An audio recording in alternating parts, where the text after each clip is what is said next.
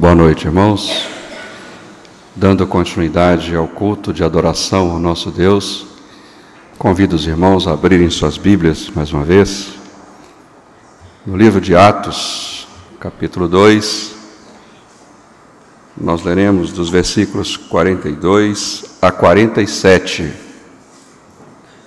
Atos, capítulo 2, 42 a 47.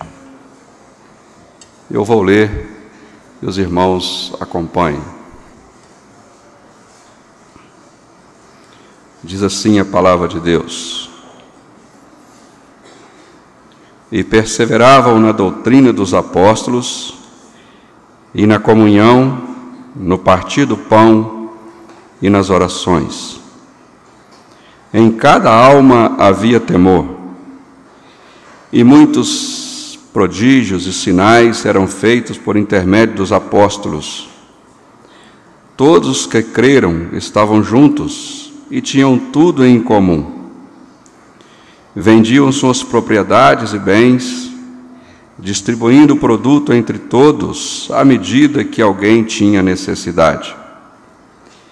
Diariamente perseveravam unânimes no templo, partiam o pão de casa em casa e tomavam as suas refeições com alegria e singeleza de coração, louvando a Deus e contando com a simpatia de todo o povo. Enquanto isso, acrescentava-lhes o Senhor, dia a dia, os que iam sendo salvos. Nós vamos orar mais uma vez, pedindo ao Senhor que nos abençoe no momento da exposição da Tua Palavra. E eu gostaria nesse momento de pedir ao nosso irmão o presbítero Jonas, que estivesse orando neste momento pela exposição da Palavra de Deus. Que Deus esteja falando aos nossos corações nesta noite. Oremos. Amado Deus e eterno Pai, nós te louvamos e te bendizemos porque Tu és o nosso Deus, Deus santo, Deus justo, Deus amoroso, Deus criador e mantenedor de todas as coisas. Ó Deus bendito, nesse instante nós suplicamos que o Senhor use o presbítero Sidnei com poder e graça para transmitir a mensagem do Senhor até nós e que Ele o faça com fidelidade à Tua Palavra. Amém. Que o Teu Santo Espírito abra as nossas mentes, os nossos corações, para que entendamos e recebamos a Tua Palavra com alegria. Habilita-nos, capacita-nos, para que apliquemos a Tua Palavra às nossas vidas, para a honra e glória do Teu santo nome. A oração que fazemos em nome de Jesus. Amém. Amém. Meus irmãos, alguns anos atrás, mais ou menos nos finais da década de 80 até 2010, segundo as pesquisas, o número de evangélicos cresceram em todo o país.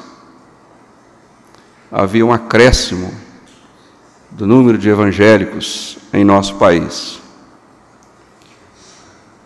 No estado de Minas Gerais, há uns anos atrás, foi feita uma pesquisa, e os evangélicos somavam cerca de 22% da população em Minas Gerais. Em nossa região, a região do Vale do Aço, segundo as pesquisas, os evangélicos somavam cerca de 40% da população aqui do Vale do Aço.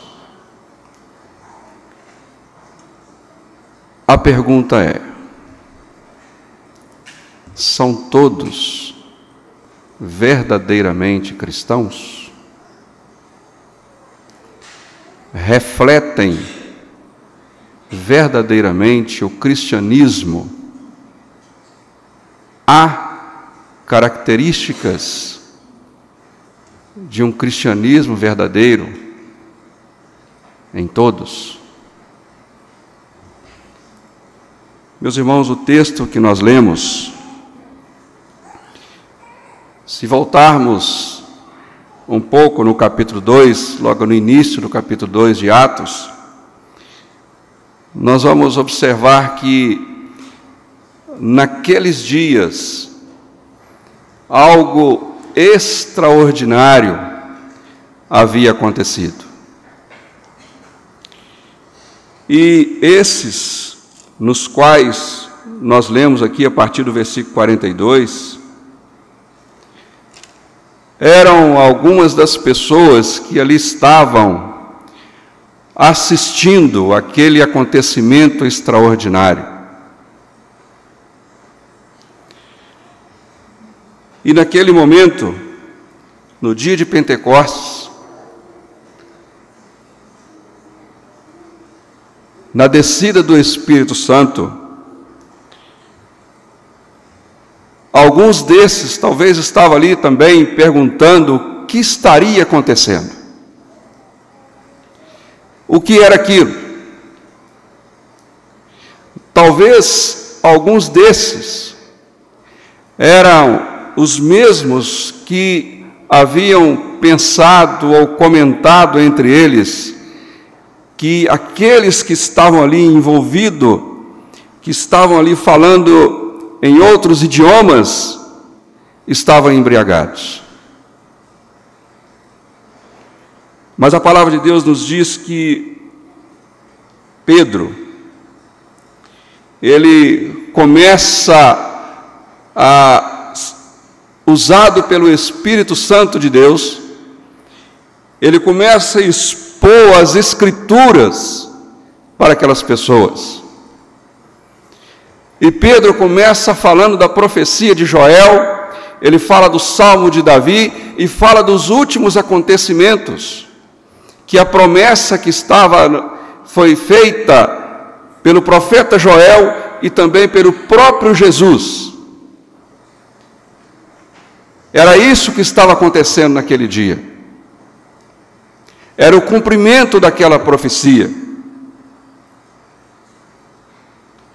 Então Pedro se dirige ao povo com essas palavras: varões israelitas, atendei a estas palavras. Jesus o Nazareno, varão aprovado por Deus, diante de vós com milagres, prodígios e sinais, os quais o próprio Deus realizou por intermédio dele entre vós, como vós mesmos sabeis. Sendo este entregue pelo determinado desígnio e presciência de Deus, vós o mataste, crucificando-o por mãos iníquas. E ele prossegue: o qual, porém, Deus ressuscitou, rompendo os agrilhões da morte, portanto, não era possível fosse ele retido por ela. E ele vai mais adiante dizendo: a este Jesus Deus ressuscitou, do que todos nós somos testemunhas. Exaltado, pois, a destra de Deus, tendo recebido do Pai a promessa do Espírito Santo, derramou isto que vedes e ouvis. No versículo 36 ele diz: esteja absolutamente certa, pois toda a casa de Israel, de que este Jesus que vós crucificastes, Deus o fez Senhor e Cristo. Então, meus irmãos, prosseguindo com a leitura, no texto nós verificamos que aquelas pessoas, ouvindo eles estas coisas, compungiu-lhes o coração e perguntaram aos demais apóstolos: que faremos, irmãos? Naquele momento,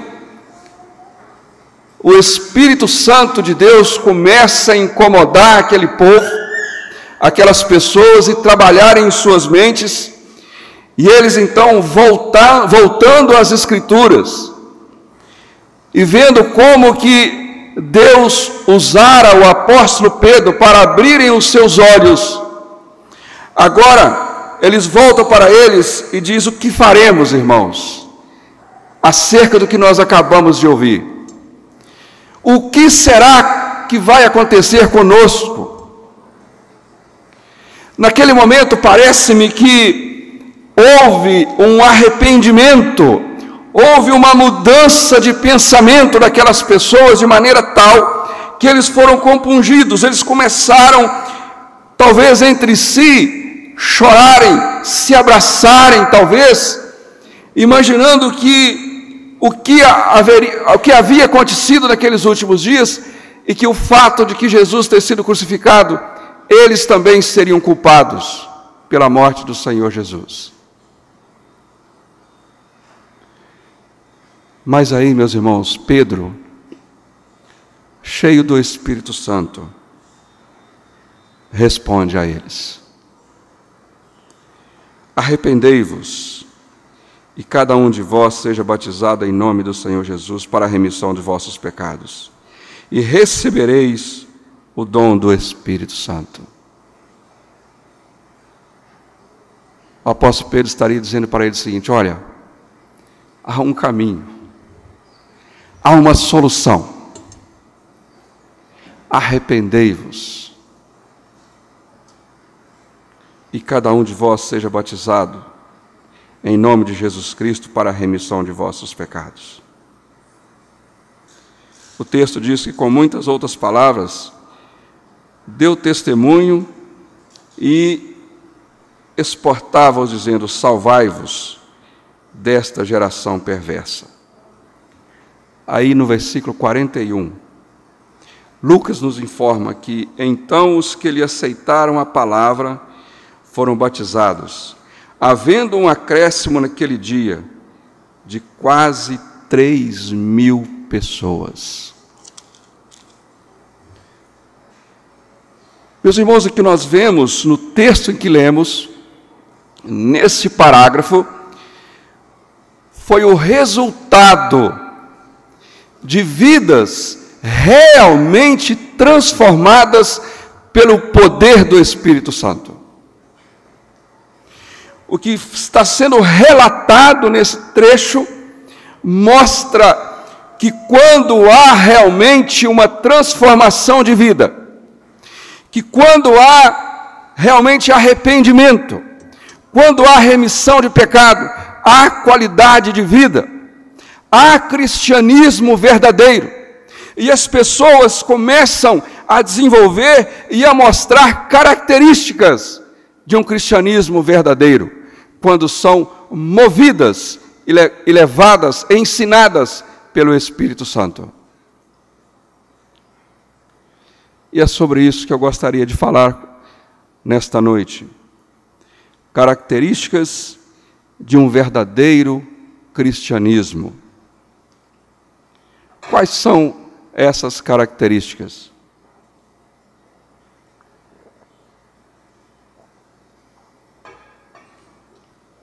E como desenvolvê-las? Como identificar? Como identificar características de um cristianismo verdadeiro? Em primeiro lugar, é pela obediência. Meus irmãos, nós observamos aqui no texto que essa obediência ela pode ser vista por dois ângulos. Primeiro, a obediência doutrinária. Segundo, a obediência ilimitada. Trabalhemos primeiro a obediência doutrinária. Veja o versículo 42. E perseveravam na doutrina dos apóstolos. Os apóstolos, eles estavam nada mais, nada menos do que seguindo ou atendendo a ordem do Senhor Jesus, dada em Mateus 28, do capítulo 28, de 18 a 20. ide, portanto, fazei discípulos de todas as nações, batizando-os em nome do Pai, do Filho e do Espírito Santo, ensinando-os a guardar essas coisas que vos tenho ordenado. E eis que estou convosco até a consumação dos séculos. Os discípulos estavam cumprindo uma ordem de Cristo, e crendo na promessa do Senhor Jesus, de que Jesus estaria com eles. E nós sabemos, irmãos, o texto nos mostra que eles estavam cumprindo esta ordem, e Jesus cumprindo também a promessa de estar com eles. Porque os sinais e prodígios que eles estavam realizando, era Jesus Cristo que estava operando por eles, através deles. Isto era uma prova de que o Senhor Jesus estava com eles.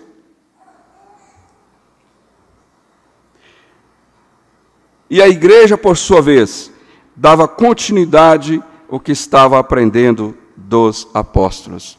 Perseveravam, estavam dando continuidade. Isso significa que havia fidelidade na exposição da palavra de Deus. Havia fidelidade na exposição da palavra de Deus. A palavra de Deus deve ser exposta de forma a esclarecer o texto numa linguagem para as realidades do mundo que nós vivemos. Quando a palavra de Deus é exposta com fidelidade, ela tem vários objetivos: explicar e esclarecer verdades profundas da fé, dar orientações sobre como devemos viver e agir, edificar a igreja, levar as pessoas à fé, fortalecer a fé, consolar e animar as pessoas que estão com dificuldades e tirar pessoas da sua inércia. Meus irmãos, a palavra de Deus, quando ela é exposta com fidelidade, ela produz resultados na vida das pessoas. A obediência doutrinária produz comunhão, conhecimento, intimidade com Deus e fidelidade a Ele.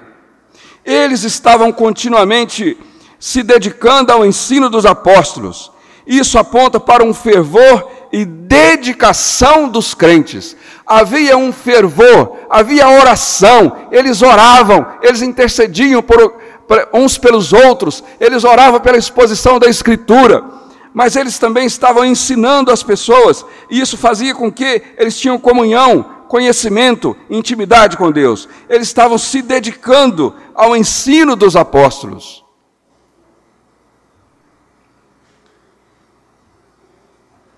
Eu creio, meus irmãos, que o apóstolo Paulo, quando ele escreveu a carta à igreja de Tessalônica, ele deve ter escrito aquela carta com muita alegria.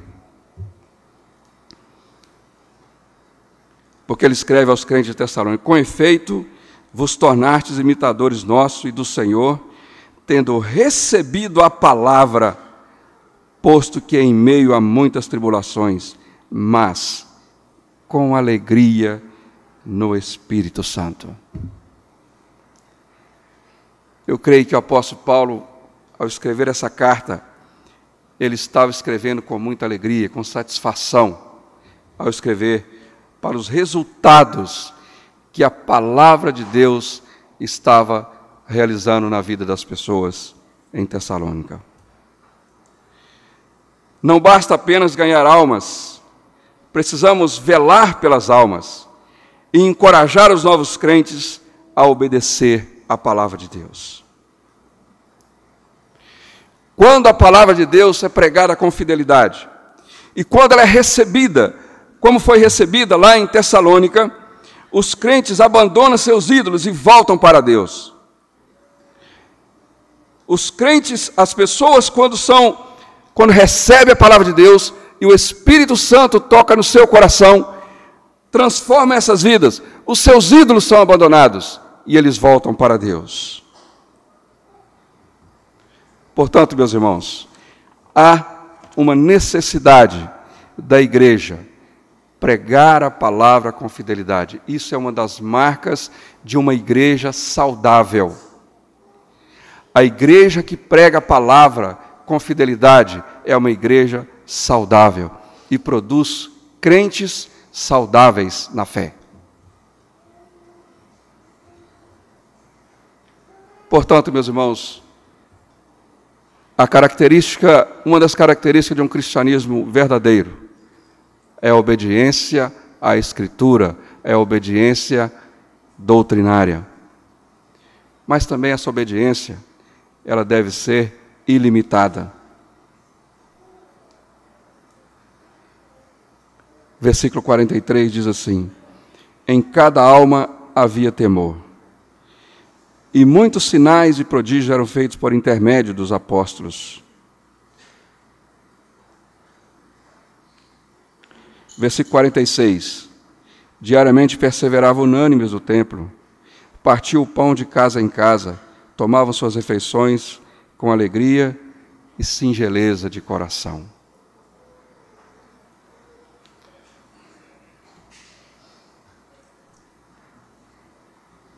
Eles exercitavam repetidamente esse poder que, em resposta à fé do povo, quer para lhes aumentar a fé. Os apóstolos, eles exercitavam esse poder que, em resposta à fé do povo, quer para aumentar a fé. O resultado era duplo. Os crentes ficavam conscientes da presença sagrada de Deus entre eles e inúmeros convertidos eram acrescidos à igreja. O objetivo dos sinais e dos prodígios é para mostrar a real presença de Jesus Cristo na vida daqueles homens. E nesses últimos e poucos versículos do capítulo, Lucas é mais geral em sua descrição das atividades que têm lugar na vida dos crentes primitivos. Os cristãos expressavam sua crença espiritual em ações espontânea. Eles expressavam sua crença, eles expressavam as suas características como cristãos no seu viver diário, em ações espontâneas. Isto significa, meus irmãos, que eles participavam do culto de adoração a Deus. Eles participavam da liturgia, mas a liturgia da vida continuava depois que a liturgia do culto acabava. A liturgia do culto começa na vida do crente. A liturgia do culto termina naquele momento de adoração, mas ela deve dar continuidade na vida do crente. E a obediência não está condicionada a uma determinada época ou espaço, mas deve ser ilimitada. É muito bom eu ter conhecimento doutrinário, conhecimento teológico. É muito bom. Mas eu preciso transformar isso em vida, em ações, em atitudes. E essa é uma das características do cristianismo autêntico. É aquilo que eu aprendo como doutrina, como teologia, mas eu coloco em prática no meu viver diário.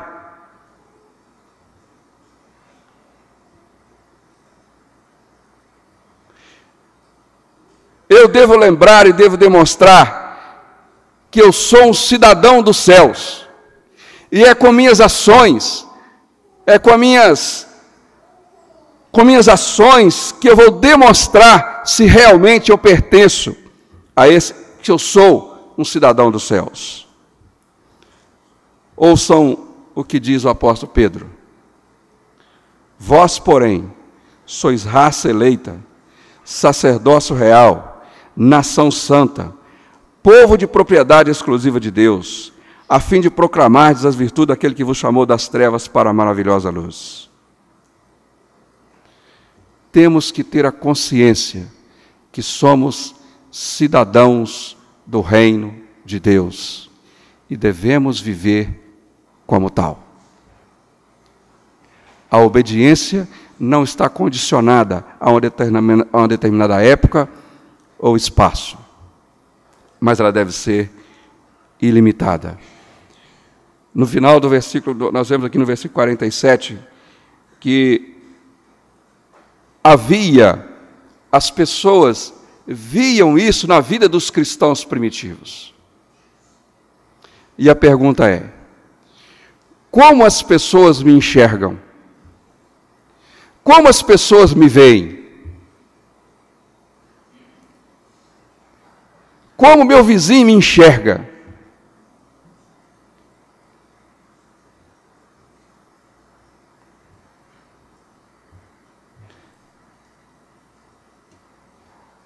O apóstolo Paulo, ainda escrevendo a carta aos Tessalonicenses, ele diz: de sorte que vos tornastes modelo para todos os crentes na Macedônia e Acaia. Crentes transformados pela palavra devem servir de modelo para os outros.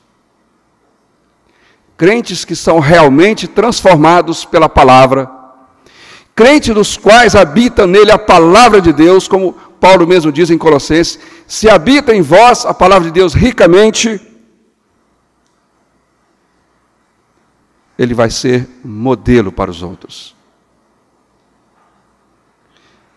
Na vida familiar, na vida profissional, na vida social.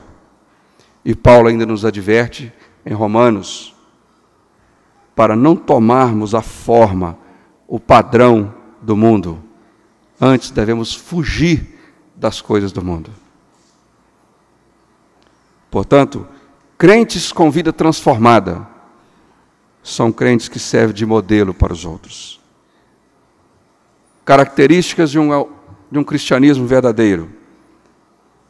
Ela se dá pela obediência. E em segundo lugar, ela se dá pela comunhão. Versículo 42, parte B.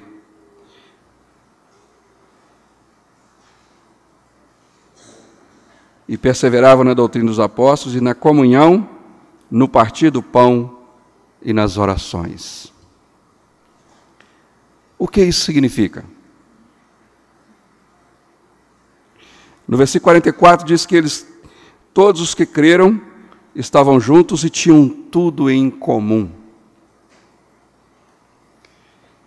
Comunhão é ter algo em comum.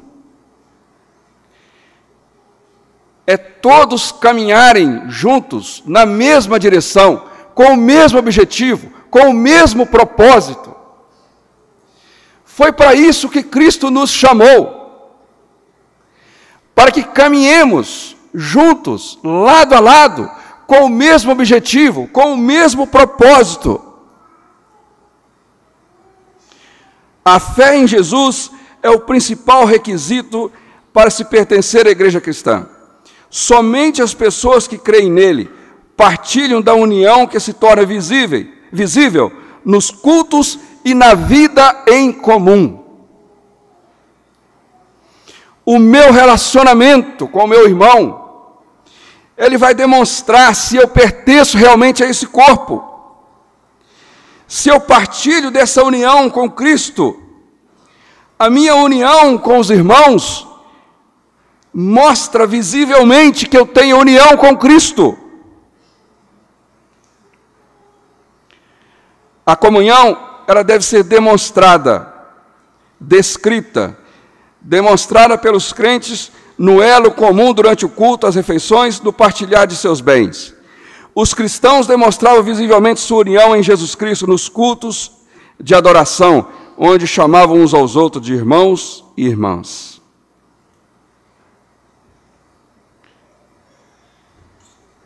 Meus irmãos, eu não sei se você já observou isso.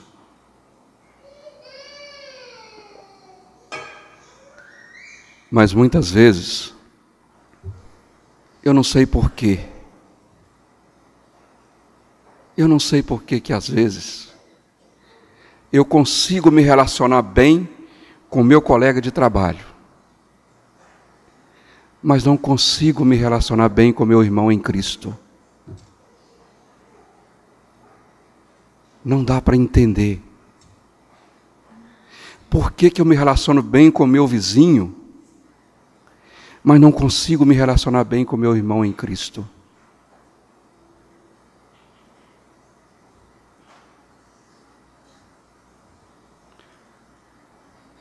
A comunhão dos santos, ela é recomendada. É o modo natural de viver daqueles que têm um encontro com Jesus.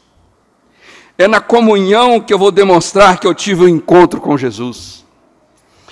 Aqueles irmãos primitivos demonstravam isso, que eles tiveram um encontro com Jesus e que foram transformados por esse Jesus, pelo poder da palavra de Deus aplicada em seus corações. Então eles demonstravam isso.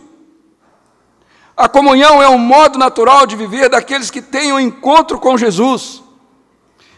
E esse texto mostra claramente isso para nós. Para ter comunhão com os irmãos, é preciso andar na luz. Como diz João em sua carta. Exige esforço conjunto. Exige correção.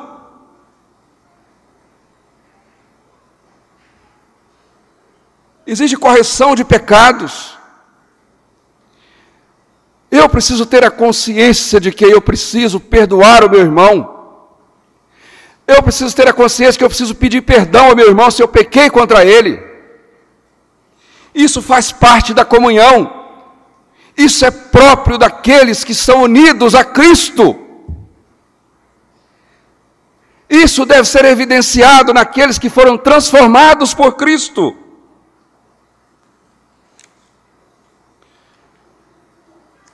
Essa deve ser a comunhão dos santos.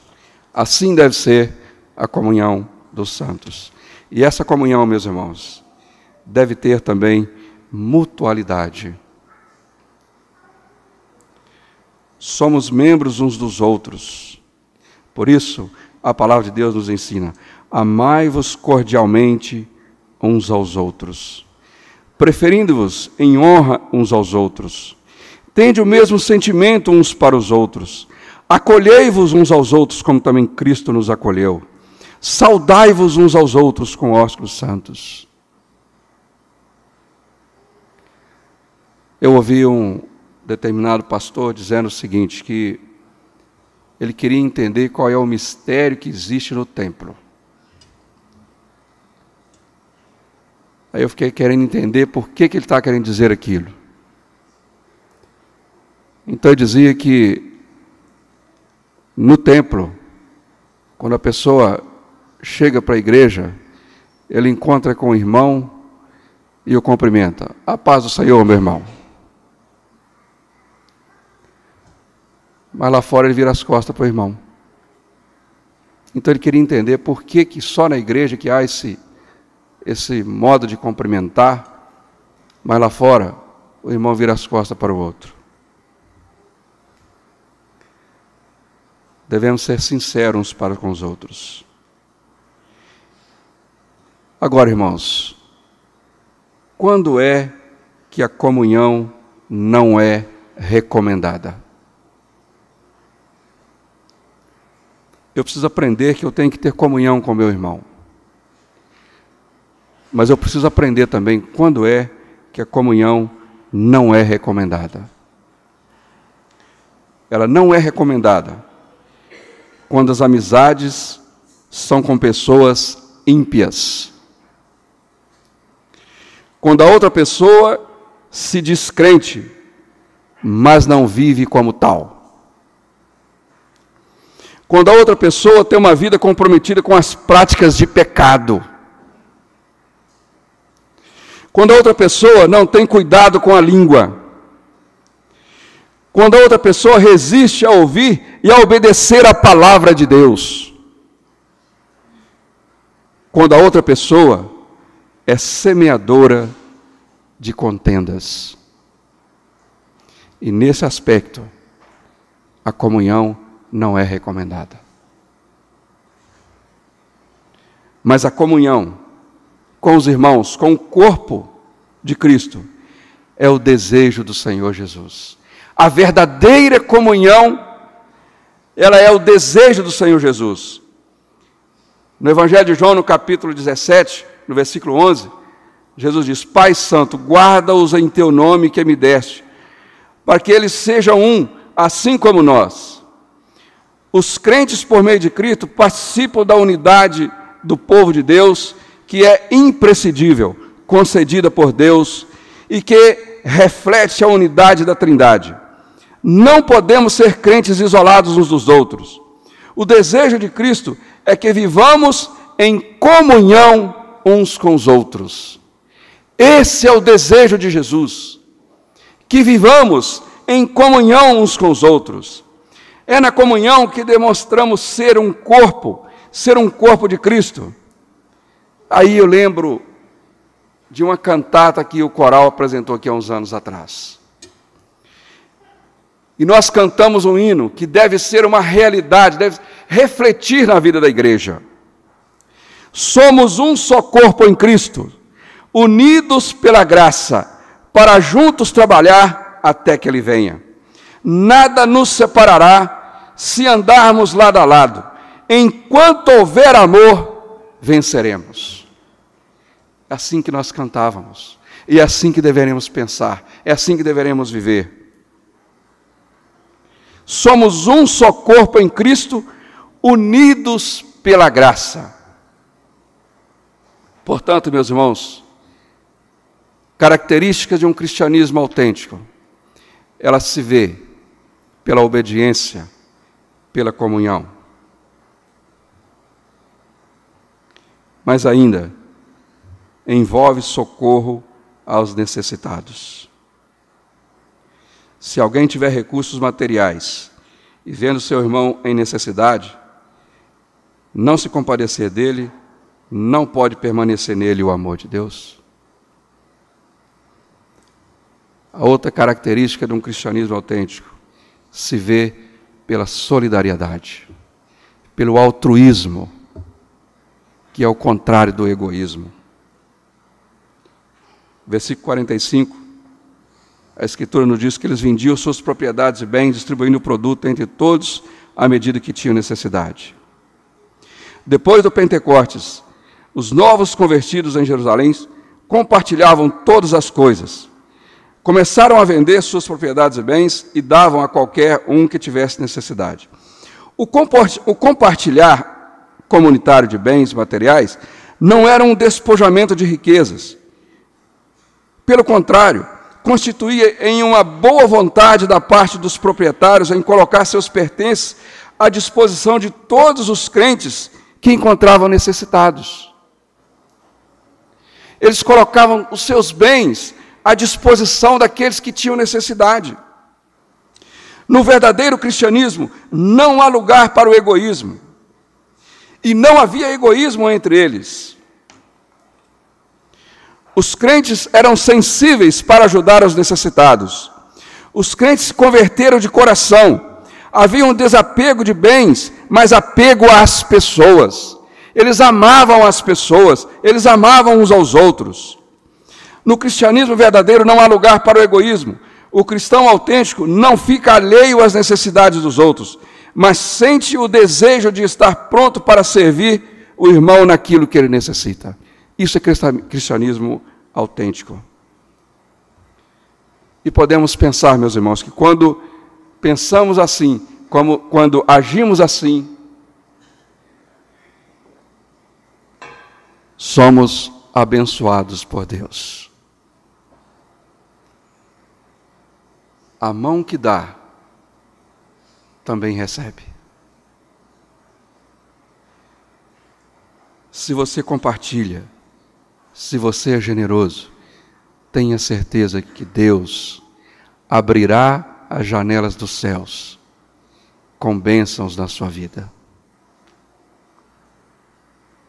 O Senhor Jesus diz: tudo o que fizeste a um desses pequeninos, a mim o fizeste. O apóstolo Paulo ele também escrevendo a carta aos Filipenses, ele começa a falar e descrever o apoio recebido daqueles irmãos, as ofertas que ele recebia, a ajuda que ele recebia. E ele diz: e o meu Deus, segundo a sua riqueza em glória, há de suprir em Cristo Jesus cada uma de vossas necessidades. A mão que doa também recebe. Quando abrimos o coração e as mãos para socorrer os aflitos, Deus abre sobre nós as janelas dos céus. São com minhas ações que demonstrarei realmente se amo a Jesus e a meu irmão.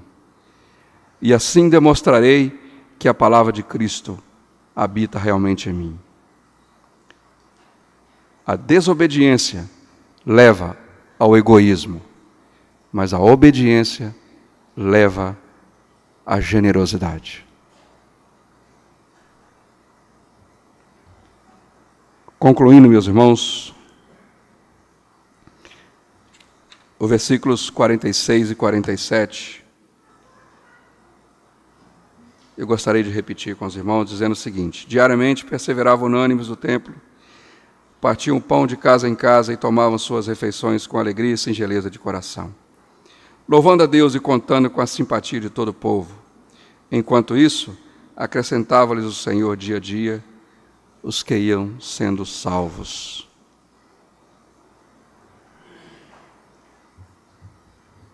Diariamente se reuniam nas casas para comer pão e confirmar a unidade que tem em Cristo. Comiam juntos com alegria e sinceridade de coração. Lucas enfatiza a união, a harmonia, a alegria, a sinceridade dos crentes. Esses elementos são os frutos do Espírito Santo agindo no coração e na vida dos cristãos primitivos. Esses elementos mencionados aqui por Lucas são os frutos do Espírito Santo agindo na vida e no coração dos irmãos primitivos. Os frutos do Espírito devem ser evidenciados na igreja hoje. Na sua epístola aos Gálatas, o apóstolo Paulo diz que a igreja de Cristo recebeu o Espírito, nasceu segundo o Espírito, anda no Espírito, é guiado pelo Espírito, produz o fruto do Espírito e vive no Espírito. Portanto, hoje também o Senhor continue a acrescentar à sua igreja e chamar as pessoas para se tornarem cidadãos espirituais da cidade de Sião. Portanto, se habita em nós o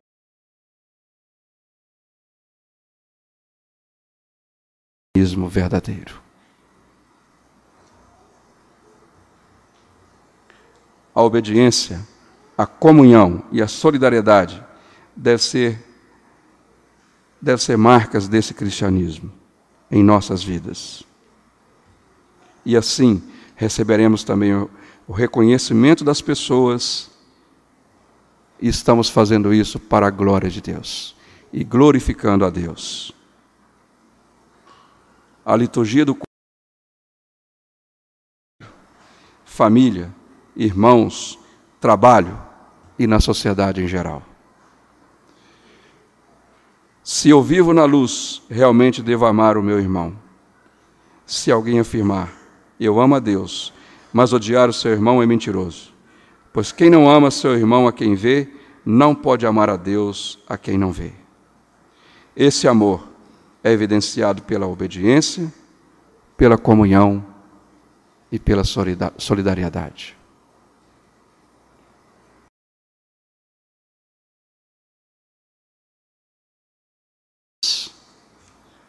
Possamos, em nosso viver diário, demonstrar características de um cristianismo verdadeiro em nossas vidas, na obediência, na comunhão e na solidariedade. Que Deus nos abençoe, que Deus nos ajude a evidenciar esse cristianismo. Curvemos nossas cabeças e vamos orar mais uma vez. Pai Celestial, nós louvamos ao Senhor pela Tua grandeza, pela Tua palavra.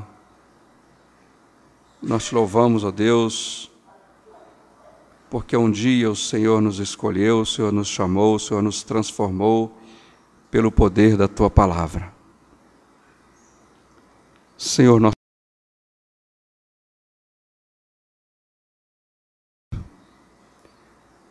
é que o Senhor venha nos renovar. Renova-me, Senhor. Que essa seja a nossa oração. Que esse seja o nosso desejo. E que o Teu Espírito Santo possa aplicar a Tua palavra em nossos corações, de forma, ó Deus, que ela venha habitar ricamente em nossas vidas. Deus, evidenciar essas características em nossa vida, em nossas vidas. Pai Celestial, venha renovar cada coração aqui nesta noite. Venha transformar cada um, Senhor. Que o Teu Espírito Santo esteja, ó Deus, aplicando essa palavra a cada coração, a começar em mim, Senhor. Que o Senhor esteja nos... Ó Deus, que somos um só corpo em Cristo e devemos viver em amor, em harmonia e evidenciar o verdadeiro cristianismo. Pai, nos ajude.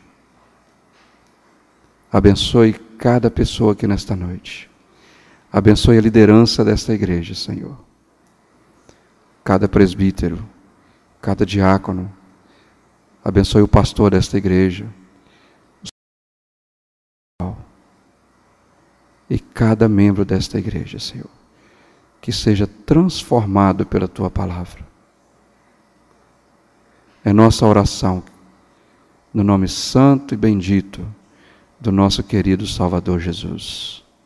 Amém.